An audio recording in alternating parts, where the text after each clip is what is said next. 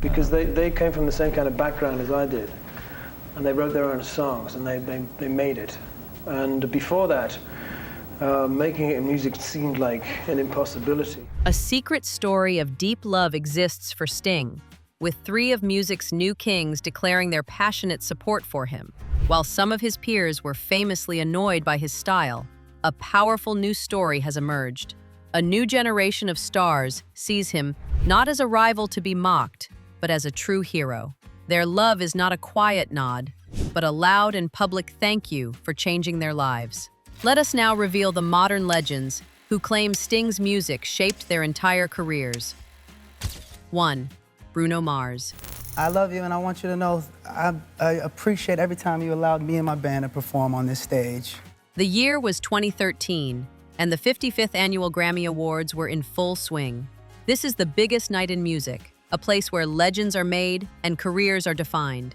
In the middle of all this glamour and pressure was Bruno Mars, an artist who was already a household name. He wasn't just a pop singer, he was a force of nature.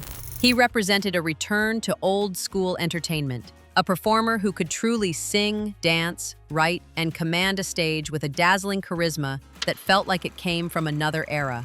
All kinds of different music. So it's my job to study all kinds of music. So I'm allowed to go into the studio and know what they're talking about. As the lights dimmed and the stage was his, a wave of excitement washed over the audience. He kicked off his performance with his massive hit, Locked Out of Heaven, and the energy in the room instantly exploded.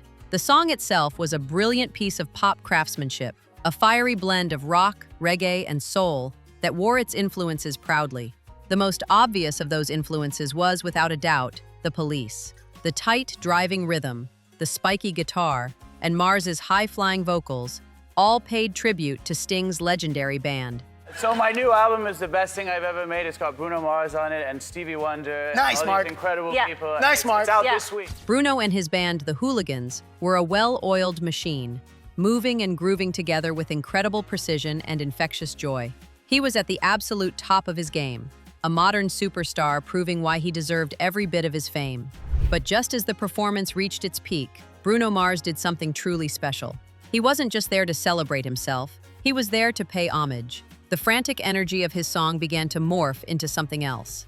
You know, like that's the kind of attitude I had, but it's not like in the movies. And I was, you know, I don't hold any grudges against Motown. I was just really young and I didn't. The beat shifted, and then a familiar, iconic guitar riff echoed through the arena. It was the unmistakable intro to Walking on the Moon, one of the Police's most beloved songs. The crowd let out a collective roar of surprise and delight. And then, walking coolly out from the wings with his bass guitar strapped on, was Sting himself. He looked ageless, a rock god from another time, stepping onto the stage to join the new generation. The moment was electric. It wasn't just a surprise guest appearance, it was a powerful statement. Bruno Mars, the new Prince of Pop, was publicly acknowledging his debt to a king. The performance that followed was a masterclass in mutual respect. They didn't just sing their own parts, they became one band, a supergroup for one night only. When they launched back into Locked Out of Heaven together, Sting's voice, with its signature rasp and power, fit so perfectly that it felt like he had been on the record all along. It was a stunning confirmation of how deeply the Police's sound was embedded in Mars's own music. Then came the real magic. Beyonce watched me and I just got this feeling. She's just like, what you gonna do here? You little jerk, what are you doing? You know, so I'm out there. Lenny was in the audience last night. As they fully transitioned into Walking on the Moon, Bruno Mars didn't just sing the words, he embodied the song's spirit. You could tell this wasn't just a cover he learned for the show. This was a song that was part of his musical soul. He sang it with a kind of reverent passion, the joy of a fan who is suddenly living out his ultimate dream. Every move he made, every note he sang, felt like a tribute to Sting. He danced with a loose-limbed swagger that echoed Sting's own stage presence from the 80s. This was not a calculated industry moment. This was real, genuine love. You could see it in the way Bruno kept glancing over at Sting, a huge, happy grin on his face. He wasn't just performing, he was having the time of his life, sharing the world's biggest stage with his hero. For his part, Sting was clearly feeding off of Mars's youthful energy. smiling and playing with a renewed fire. It was a beautiful bridge between two distinct eras of pop history. Think about the confidence and generosity of that moment. Bruno Mars had the world's attention. He could have made the entire performance about himself, his hits, his talent. It's been in there's videos of me you could look up on the internet of me as this big singing and dancing and. Instead, he chose to share that massive spotlight. He used his time to honor the legacy of an artist who had inspired him. In doing so, he not only elevated his own performance, but also showed a maturity and gratitude that is rare in the competitive world of pop music. He was telling the world that great music isn't about what's new or what's old. It's about a connection that spans generations. The collaboration felt completely organic, a natural fit between two artists who speak the same musical language, even if their accents are from different decades. So get your tickets because this show is so much fun. We're dancing and singing our hearts out. It was a powerful reminder that the influence of the Police was not just a memory, but a living, breathing force that continues to shape the sound of popular music. The performance solidified Bruno Mars's place as a true musician, not just a pop star. He was an artist who understood his history and was bold enough to invite that history on stage with him. It was an unforgettable display of admiration, a passionate and public thank you from a modern superstar to the legend who helped pave his way. Mars showed his love on the world's biggest stage, but the next artist revealed his by exploring a much quieter, more personal side of his hero's work. 2. Post Malone. Are you a bunch of takes kind of a guy? Oh my God, I do that a lot. In today's anything goes music scene, Post Malone stands out as a true original. He is a walking contradiction, a man who defies every easy label you could try to put on him. With a face famously covered in tattoos, including the words "always tired" under his eyes, he looks more like a renegade biker or a punk rocker than a pop superstar. His music is just as hard to pin down, a seamless blend of heartfelt hip-hop, moody rock, and incredibly catchy pop melodies. He is the voice of a generation that grew up on the internet, where musical genres are meaningless. On the surface, he could not be more different from the sophisticated, jazz-loving, and intensely private Sting. And yet, this unlikely superstar is one of Sting's most vocal and passionate admirers. His love for Sting isn't just a passing comment in an interview. It's a deep, well-researched appreciation that he proved in the most surprising way imaginable. In 2018, when asked to contribute to a project, he didn't choose a famous, crowd-pleasing hit. Weed all the fucking time, but no, I used to smoke a lot of weed, and then one time I just got some wild stuff that I think was lace, and then ever since. Instead, he delivered a hauntingly beautiful cover of Tapestry, a little-known song from Sting's deeply personal 1991 album, The Soul Cages. This single choice spoke volumes. It was a clear signal to the world that Post Malone was no casual fan. He was a true connoisseur who had explored the deepest corners of Sting's work. To fully grasp the meaning of this gesture, you need to understand the story behind The Soul Cages. This is not a happy pop record. It is arguably the darkest and most challenging album of Sting's solo career. Shout out to Quavo and Metro, and we made Congratulations, and that's bigger than White Iverson. He wrote it in the aftermath of losing both of his parents in a short period of time. The entire album is an exercise in grief, a journey back into his childhood memories of his shipbuilding hometown in the north of England. The songs are filled with images of the sea, ghosts, and the heavy weight of family history. Tapestry is one of the album's most delicate and sorrowful tracks. It's a quiet meditation on family, loss, and the threads that connect generations, using the metaphor of weaving to explore his relationship with his father. It's so cool, especially doing 4 days here. There's so much energy here, and everybody, this is a music city. For an artist like Post Malone, known for anthems about partying and flexing, to connect with such a somber and complex song was truly unexpected. But his version of the song was nothing short of breathtaking. He didn't try to copy Sting's precise, polished delivery. He made the song his own. He sang it with his signature vocal style, a voice that always sounds like it's on the verge of breaking, full of raw emotion and vulnerability. He brought a modern, youthful sense of sadness to the track, proving that the profound feelings in Sting's very personal song could resonate powerfully with a completely new audience. The bond between these two artists is more than just a single song. They have been seen together on numerous occasions, and their public interactions radiate a genuine warmth and mutual respect. He had posted a song, and then from that, Wiz, Khalifa, and Mac Miller. It remains one of music's most charmingly odd friendships. The face-tatted, genre-mashing maverick and the legendary intellectual rock poet. But their connection highlights a beautiful truth about music. It can build bridges across any gap. It doesn't care about age, style, or image. Post Malone, an artist who sings about his anxieties and romances over heavy 808 beats, found a kindred spirit in the quiet, folk-inspired music written by a man more than 30 years his senior. Yes, sir. It's rough. It feels like a heart attack. the And then you worst. go to the doctors like plenty of times and you're like, what's wrong with me? This speaks directly to the timeless and universal quality of Sting's songwriting. His songs are not just snapshots of a particular time, they are expertly crafted emotional vehicles that can be driven by artists from any background.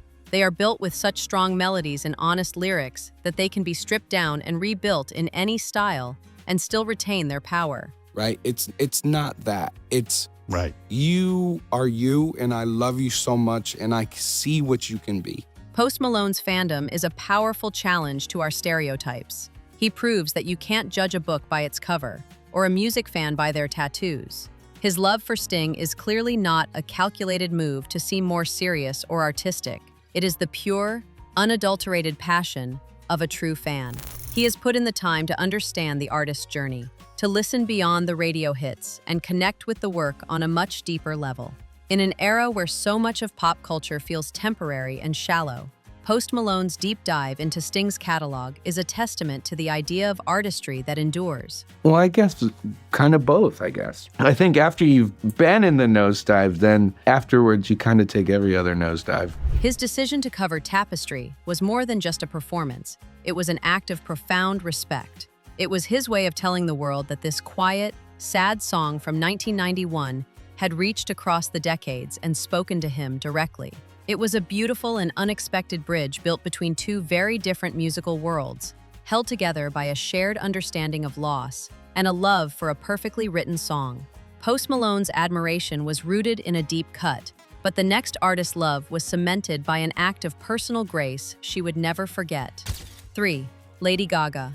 Of all the artists who have publicly celebrated Sting, none have done so with the sheer theatrical force and deep personal emotion of Lady Gaga. Her admiration for him is not just a casual nod to a legend, it is a profound, two-part story of artistic reverence and heartfelt gratitude. Gaga, a superstar who built her own empire on bold visuals and fearless performance art, sees Sting as more than just a brilliant songwriter. She sees him as a role model, a friend, and a beacon of kindness in an industry that is often cold and unforgiving. Her tributes to him have been grand public spectacles, designed not just to honor his music, but to thank him for his character. The most powerful of these moments unfolded on one of America's most prestigious stages, where she offered a performance so stunning and so emotionally raw that it brought the man himself to tears in front of the entire world. The setting was the 2014 Kennedy Center Honors in Washington, D.C. This is not a typical awards show. You know, I think I felt like I was playing multiple different people throughout my whole career. It is a formal, state-sanctioned event, the American equivalent of receiving a knighthood, where artists are celebrated for a lifetime of contributions to the nation's culture. The audience is filled with political leaders, including the President of the United States, and the honorees are treated like national treasures. That year, Sting was one of those treasures, sitting in the honorees' balcony box, looking distinguished and reflective as other artists took the stage to perform his life's work. When it was Lady Gaga's turn, a hush fell over the august hall. A figure that was really an escapist figure for me that I could latch onto and have the fantasy of the music and their life. She emerged not in one of her famously provocative outfits, but in a breathtaking floor-length silver gown, her hair platinum blonde, and styled with classic elegance. She looked like a queen from another era, and her very presence signaled the seriousness and respect she intended to show. She had chosen to perform "If I Ever Lose My Faith in You," a song that is essentially a modern hymn, a search for something sacred in a cynical world. It was the perfect choice, a vehicle through which she could express her unwavering faith in him as both an artist and a person. He totally is, and I actually had a wonderful time getting to know. She began the song quietly, accompanied by a lone piano. Her voice, often a powerful roar, was reduced to a vulnerable, almost trembling whisper. She sang the opening lines as if they were a private prayer, her eyes closed, her entire being focused on the emotional weight of the words. It was an incredibly intimate start in a vast, formal space. The performance was a slow burn, a masterclass in dramatic tension. With each verse, she allowed her voice to grow stronger, the arrangement swelling around her with strings and a gospel-like choir. I would say I definitely started to feel seen in my career when I started to see some fans. She wasn't just singing the song. She was deconstructing it and rebuilding it in her own image, filling it with a sense of operatic grandeur and desperate, heartfelt passion. The camera repeatedly cut to Sting's face. At first, he watched with a look of pleasant surprise. Then, as Gaga's performance intensified, his polite smile melted away, replaced by an expression of pure, unvarnished emotion. His eyes welled up, and he fought to maintain his composure, glancing at his wife, Trudy Styler, who looked on with equal awe.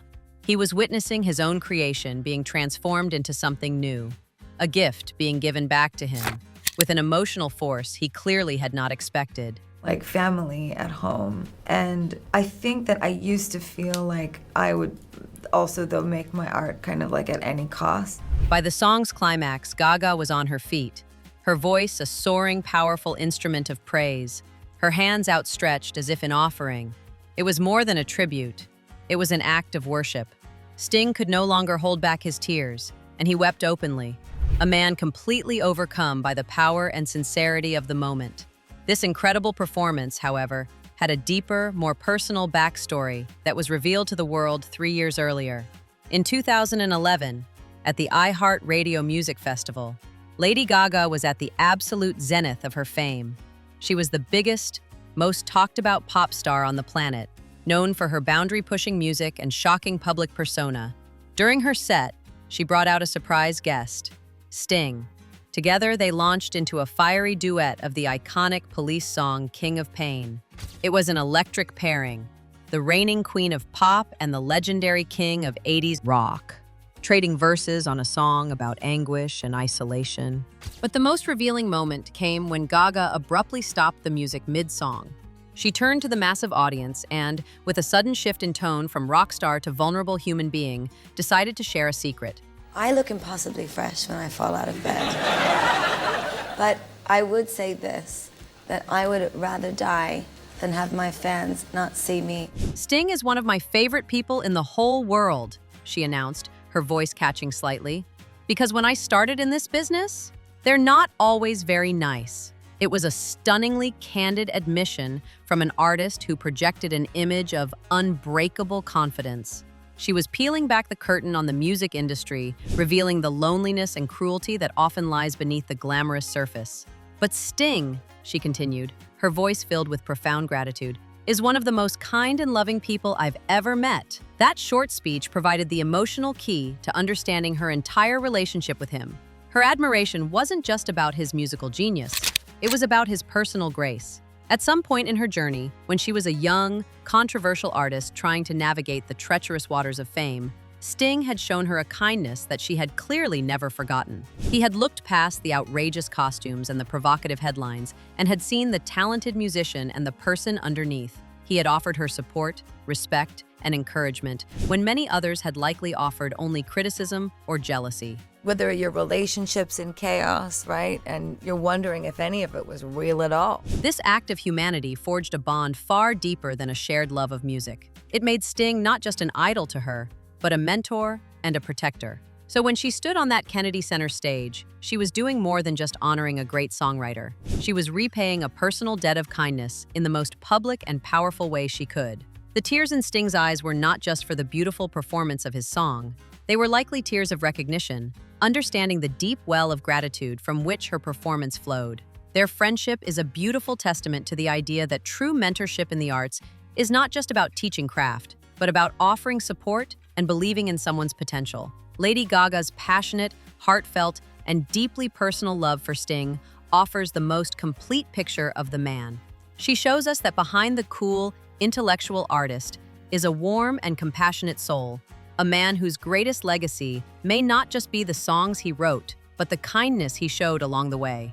What does it say about an artist when they inspire such deep and personal love from a new generation of stars? Let us know what you think in the comments, and don't forget to like and subscribe for more.